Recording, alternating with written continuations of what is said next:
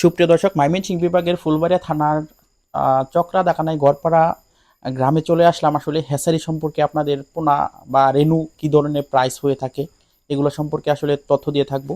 আমাদের সাথে আছেন নাম আহ, মোহাম্মদ তারেক। তারেক ভাই। আসলে আপনাদেরকে পরামর্শ এবং আসলে রেনু আর হচ্ছে পোনার প্রাইস কেমন হয়, কিভাবে উৎপন্ন করে থাকেন এই সম্পর্কে আসলে তথ্য দিয়ে থাকবেন। আসসালামু আলাইকুম। ওয়ালাইকুম আসসালাম। কেমন আছেন আপনি? আলহামদুলিল্লাহ, আল্লাহ রাখছে ভালাই। হ্যাচারির সাথে তো আপনারা মোটামুটি কতদিন যাবত কানেক্টেড? আমি এটার মধ্যে কানেক্ট হইতেছি 5-7 বছর হবো। 7 বছর, সাত আচ্ছা আচ্ছা। বছর অনেক অভিজ্ঞতা। আচ্ছা আচ্ছা। আপনারা যে যে ঘোল সার যে রেণুগুলা উৎপন্ন করে থাকেন না পোনা উৎপন্ন করে থাকেন? ঘোল সার রেনু। রেণু। সুপ্রিয় দর্শক, ঘোল সার রেণু উৎপন্ন করে থাকেন ওনারা। আসলে ঘোল সার আর রেণু কি পরিমাণ প্রাইস হয়ে থাকে, কিভাবে উৎপন্ন করে থাকেন এই সম্পর্কে জানতে চাইবো। আসলে কিভাবে উৎপন্ন করেন আপনারা ঘোল সার এগুলো? এটা রেনুটা আমরা উৎপাদন করি যে আমরা যে দাঁড়াই রয়েছি। জি জি। এটা এটা চৌবাচ্চা।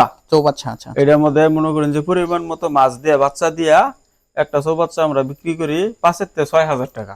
কি পরিমাণ রেণু থাকে এই এইটা চৌবাচ্চাতে? চৌবাচ্চার মধ্যে পুকুরে দিলে ভালো প্রোডাকশন করলে 2.5 থেকে 3 লাখ বাচ্চা হয়। 3 লাখ, আচ্ছা আচ্ছা, এক অনেক এক পরিমাণ। চৌবাচ্চায় আচ্ছা আচ্ছা। এক হাফায় এক চৌবাচ্চায় কত টাকা প্রাইস নিয়ে থাকেন বললেন? আমরা 5,000 থেকে 6,000 টাকা নিই। 6,000 টাকা। আচ্ছা আচ্ছা। প্রথম এট ফার্স্ট কি করে থাকেন আপনারা, ওই যে পানি কিভাবে ইন দিয়ে হয় থাকেন? এগুলো পরিষ্কার করিয়া সুন্দর করিয়া এটা মনে করেন যে আমরা ভালো করে দৌত করিয়া জীবাণুমুক্ত করে, আচ্ছা। জীবাণুমুক্ত করিয়া তারপর এগুলোর মধ্যে মাছ দিয়া ওই দিক থেকে পানি ইন দেন? হ্যাঁ ওই দিক দিয়ে পানিটা আসে। আচ্ছা আচ্ছা। ওই মধ্যে একটা নির্ধারিত একটা মাপের একটা চৌবাচ্চা আছে, হাপা আছে।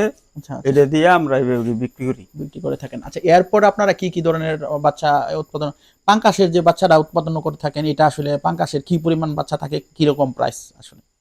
পাঙ্গাসের বাচ্চাটা এটা হলো যে ড্রামের মধ্যে করা হয়, এটা কোনো চৌবাচ্চা না। যারা মাছ কিনা বেচা করে তারা বললেই বুঝবে দাম কি। আচ্ছা এটার আচ্ছা। দামের মধ্যে বিক্রি করি। এটার মধ্যে আমরা নির্ধারিত পরিমাণে ডিম দিয়া এটা উৎপাদন করি। এটা আমরা বেশি এই 4,000 থেকে 5,000 6,000 এরকম মতো বিক্রি করা আচ্ছা, হয়। 5,000 আর টাকা। এক দাম পাঙ্কাশের বাচ্চায় রেনুয়ে মনে করেন যে 1.5 লাখ থেকে 2 লাখ বাচ্চা হয়। 1.5 লাখ থেকে 2 লাখ আনুমানিক। অনেক সময় বাচ্চা আসলে নষ্ট হয়ে যায় বা সমস্যা হয়ে যায়, মারা হ্যাঁ, গিয়ে থাকে, সেই জন্য পরিবেশের আসলে নিকে অনেক সময় পরিবেশ পরিস্থিতির কারণে আসলে অনেক সময় বাচ্চা ইয়ে হয়ে কম থাকে। বেশি হয় আর কি। আচ্ছা। পাঙ্কাশের বাচ্চা রেণু উৎপাদনের ক্ষেত্রে আপনার ধরেন শুরু করার পর কতদিন সময় লাগে একটা রেণু উৎপাদন করার ক্ষেত্রে? এটাতে মনে করেন সময় লাগে যেদিন আমরা পুকুরতে মাছ তুলি, হুম হুম। মাছ উঠাই এর তেল লইয়া মনে করেন যে 6 দিনের দিন একদম পুকুরে বাচ্চা চলে যায়। বাচ্চা চলে যায় 6 দিনের দিন। আচ্ছা, এরপর যে গুলসার আসলে আপনারা রেণুটা উৎপন্ন করে থাকেন, গুলসার কি বাচ্চা হয় না রেণু? না, এটা গুলশা মনে করেন যে এই প্রথম অবস্থায় ডিম দেয় নিজেরাই ডিম দুধ দিয়ে দিয়ে থাকে? দিলে। আচ্ছা আচ্ছা। তারপরে এমনিতেই পানি দেয় পরে ফুটে যায়। তারপরে 2 দিন রেখে পরে 3 দিনের দিন আমরা পচাই দিই। আচ্ছা আচ্ছা। এটা আর কি তাড়াতাড়ি যায়। গুলসার যেটা, এটা বাচ্চা হয় না রেণু? এটা রেনু। রেণু, আচ্ছা আচ্ছা। গুলসার রেণু আসলে আপনারা কিভাবে বিক্রি করে থাকেন, ওই কিরকম প্রাইস? এটা মনে করেন যে ওই যে আগে যে বললাম ওই যে এক হাফা আচ্ছা আচ্ছা। 4,000 থেকে 5,000। 5,000 টাকা। এক হাফায় আবার কি এটা পরিমাণ মনে করেন গুলসার যে থাকে? এই সময় আগে পরে বুঝছে এটা মনে করেন যে দাম কমে বাড়ে এরকম। ও আচ্ছা আচ্ছা আচ্ছা। আর আর কি কি ধরনের মাছ উৎপন্ন হয় আপনার এই হ্যাচারিতে? এছাড়া আরো উৎপন্ন হয় শিং, শিং। ট্যাংরা, আচ্ছা। মলা। মলার করে থাকেন? হ্যাঁ, মলা মলা আসলে কিভাবে করে থাকেন বা ওই কি পরিমাণ ট্যাংরার প্রাইস? মতোই। সেম ট্যাংরা গুলশা এরকমই সেম দাম? সেম আচ্ছা আচ্ছা। একই। যারা আসলে মাছ নিয়ে শুরু করতে চাচ্ছেন, আসলে বাইরের হ্যাচারি থেকে আসলে আপনারা নেবেন যে আহ, রেণুগুলো নিয়ে থাকবেন বা বাচ্চাগুলো নিয়ে থাকবেন, ওনারা আসলে বাচ্চা ক্রিয়েট করে থাকেন। আর যারা আসলে হ্যাচারি শুরু করে পরে আসলে মাছ চাষ করতে চাচ্ছেন তারাও শুরু করতে পারেন। ওনার ওইখানে প্রশিক্ষণ নিতে পারবেন। উনি খুবই ভালো দক্ষ। ওনার বাবা করতেন, পরে উনি করতেছেন। হ্যাঁ, উনি আসলে খুবই পারদর্শী। আর ওনার নাম্বার ডিসক্রিপশনে দেওয়া থাকবে, ওনার সাথে আপনারা যোগাযোগ করতে পারবেন এবং প্রশিক্ষণের জন্য এবং হচ্ছে যে কি ধরনের মাছ আপনাদের লাগবে ওনাকে জানাইলে ওনারা আসলে সংগ্রহ করে দিবেন, বা ওনারা আসলে নিজেরাই তো আসলে রেণু উৎপন্ন করে থাকেন এবং বাচ্চা উৎপন্ন করে থাকেন, সেখান থেকে আপনারা নিতে পারবেন। ডিসক্রিপশনে ওনার নাম্বার দেওয়া থাকবে, আপনারা নাম্বারে কল দিয়ে পরে হচ্ছে যে নিবেন।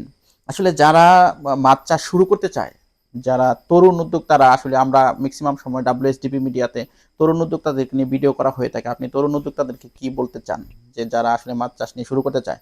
ইন্ডাস্ট্রিয়াল লেভেল সারা বাংলাদেশে কিন্তু খুবই বেশি না, তো চাকরি আসলে সবাই বেশি দিতে পারে না। তো ইন্ডাস্ট্রিয়াল লেভেলগুলো এখন কিন্তু ম্যাক্সিমাম ক্ষেত্রে কৃষির প্রতি মানুষ উদ্বুদ্ধ হচ্ছে। কৃষি কিন্তু নির্ভরযোগ্য খাত, এখানে মানুষ আসলে ইনভেস্ট করার জন্য আগ্রহী হচ্ছে।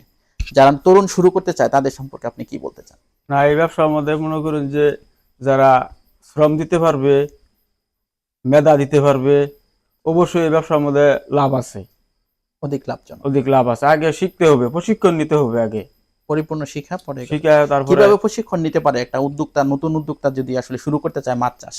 এটা শিক্ষা, এটা মনে করেন যে সরকারি মৎস্য অফিসার আছে, তারপরে যারা মনে করেন যে আমরা হেসারি চালাই, এখন উৎপাদন করি, এই সব জায়গাত গেলে এরা মনে করেন যে ট্রেনিং দিলে এই তারা এসব করতে পারবে। উৎপন্ন করতে পারবে বাচ্চা এবং হেসারি। আচ্ছা আচ্ছা। সুপ্রিয় দর্শক, যারা আসলে হেসারি শুরু করতে চাচ্ছেন বা মাছ চাষ শুরু করতে চাচ্ছেন তারা হচ্ছে আসলে মৎস্য অধিদপ্তর আছে, এখান থেকে আসলে আপনারা প্রশিক্ষণ নিয়ে পরে শুরু করবেন। তো তাহলে আসলে প্রশিক্ষণ নিয়ে যারা অভিজ্ঞ আছে তাদের কাছ থেকে পরামর্শ নেবেন, ভাই আছেন তাদের কাছ থেকে প্রশিক্ষণ নিয়ে পরে শুরু করতে পারেন। সম্পূর্ণ প্রশিক্ষণ নেওয়ার পর শুরু করবেন, তাহলে আপনারা সম্পূর্ণ সাকসেসফুল হতে পারবেন। আসলে অল্প বিদ্যা আসলে একটা ভয়ঙ্কর ব্যাপার থাকে, সেটা আসলে না শিখে যদি আপনারা আসলে উদ্যোক্তা হতে যান তাহলে কিন্তু আপনারা লসের সম্মুখীন হতে পারেন। সেই জন্য আসলে আগে অ্যাট ফার্স্ট পরিপূর্ণ শিক্ষা গ্রহণ করবেন, তারপর হচ্ছে নিবেন। হ্যাঁ, যারা হ্যাচারি শুরু করতে চাচ্ছেন ভাইয়ের সাথে অবশ্যই যোগাযোগ করে পরে হচ্ছে হ্যাচারি শুরু করতে পারবেন। ভাই আসলে এত সুন্দর করে উদ্যোক্তাদেরকে পরামর্শ দেওয়ার জন্য আপনাকে অসংখ্য ধন্যবাদ। আমরা আরেকদিন আসলে আপনার হ্যাচারি যেদিন হচ্ছে যে উৎপন্ন রানিং চলবে ওই দিন আমরা একটা ভিডিও করার জন্য আসবো। অবশ্যই। অসংখ্য ধন্যবাদ আপনাকে। আপনাকেও ধন্যবাদ।